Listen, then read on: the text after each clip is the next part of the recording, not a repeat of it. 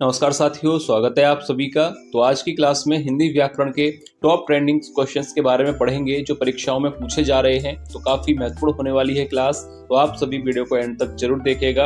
और जो भी विद्यार्थी पहली बार क्लास ले रहे हैं, चैनल को सब्सक्राइब जरूर कर लें, क्योंकि चैनल पर डेली ही ऐसे प्रश्न कराए जा रहे हैं। तो आप अपनी तैयारी के लिए चैनल से जुड़ सकते हैं। तो चलिए क्लास को शुरू करते हैं और देखते हैं पहला प्रश्न। तो देखिए, पहला प्रश्न है, संधि के कितने भेद होते हैं? ऑप्शन ए 3, बी 4, सी 5 या ऑप्शन डी 7। तो राइट आंसर क्या होगा? संधि कितने प्रकार की होती है?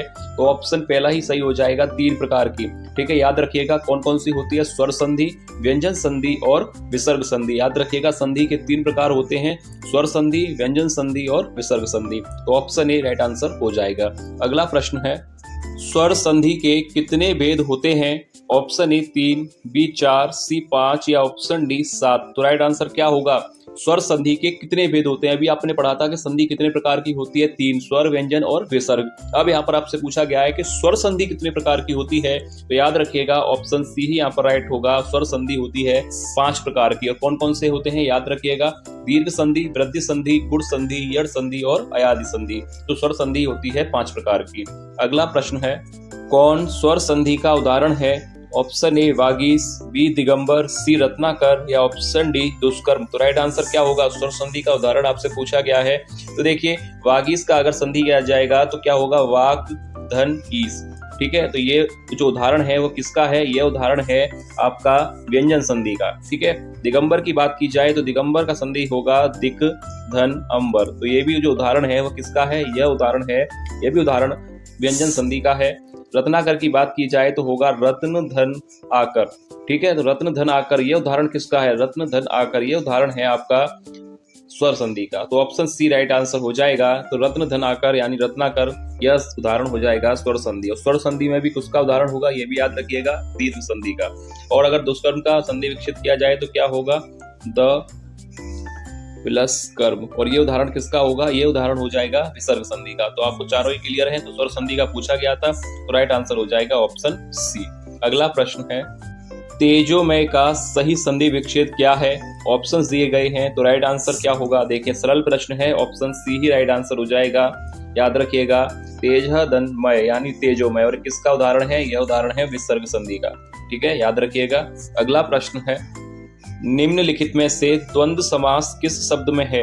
ऑप्शन ए पाप पुण्य, बी धड़ाधड़, सी कला प्रवीण या ऑप्शन डी त्रिभुवन। तो राइट आंसर क्या होगा? द्वंद्व समास पूछा गया है। और द्वंद्व समास क्या होता है? ऐसा समास जिसके दोनों पद प्रधान हो, द्वंद्व समास होता है। तो राइट आंसर हो जाएगा, पहला ही ऑप्शन सही होगा, पाप और पुण्य। तो ये यहाँ पर कहलाएगा द्वंद्व समास का उदाहरण। अगर आपसे पूछा जाए धड़ाधड़ में कौन सा समास होगा, तो यह होगा अव्ययीभाव का उदाहरण। कला प्रवीण यानी कला में प्रवीण, तो विभक्ति होने के कारण यहाँ पर हो जाएगा आपका तत्पुरुष समास। इसके बाद अगर आपसे त्रिभुवन में पूछा जाए तो प्रथम पद संख्यावाची है, इसकी वजह से इसका आंसर होगा द्विगु समास। क्लियर है आपको? अगला प्रश्न है, द्विगु समास का सही उदाहरण कौन सा है? ऑप्शंस दिए गए हैं। तो द्विगु समास आपसे पूछा गया है। द्विगु समास यानी प्रथम पद संख्यावाची होना चाहिए।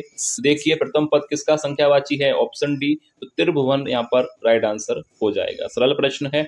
और दिन रात में अगर आपसे पूछा जाता कि दिन रात में कौन सा समास है, तो दिन रात में होता आपका द्वंद्व समास, क्योंकि दोनों पद की प्रधानता है और योजक चिन्ह का प्रयोग किया गया है। तो ऑप्शन बी राइट आंसर हो जाता द्वंद्व समास के लिए। और द्विगु समास अगर आपसे पूछा गया था तो त्रिभुवन राइट आंसर होगा। अगला प्रश्न है, समास के मुख्यतः कितने भेद होते हैं? ऑप्शन ए 5, 8, 7 या 6। तो देखिए, समास मुख्यतः कितने प्रकार के होते हैं? तो ऑप्शन डी राइट होगा, 6 प्रकार के। कौन कौन से होते हैं आपको याद है? तत्पुरुष समास, बहुब्रीहि समास, कर्मधारय समास, अव्ययीभाव समास, द्वंद्व समास और द्विगु समास। ठीक है, क्लियर है आपको? समास के मुख्यतः कितने भेद होते हैं? 6। अगला प्रश्न है, भरपेट में कौन सा समास है? ऑप्शन ए कर्मधारय, बी द्वंद्व, सी बहुब्रीहि या ऑप्शन डी अव्ययीभाव समास। तो राइट आंसर क्या होगा? भरपेट शब्द में समास पूछा गया है। तो देखिए, याद रखिए, भरपेट का अगर आप संधि विकसित करेंगे तो क्या होगा? भर धन पेट। ठीक है, और जिस शब्द में उपसर्ग का प्रयोग किया जाता है, यानी प्रथम पद उपसर्ग हो और प्रथम पद की प्रधानता हो, तो वहां पर होता है अव्ययीभाव समास। तो ऑप्शन डी राइट आंसर हो जाएगा। अगला प्रश्न है, जिस समास का पहला पद अव्यय और प्रधान हो वह कौन सा समास है? ऑप्शन ए कर्मधारय, द्वंद्व, बहुब्रीहि या ऑप्शन डी अव्ययी भाव समास। तो देखिए, अभी मैंने आपको कराया था, 8वां प्रश्न कराया था कि अगर पहला पद प्रधान हो और उपसर्ग का प्रयोग किया जाए तो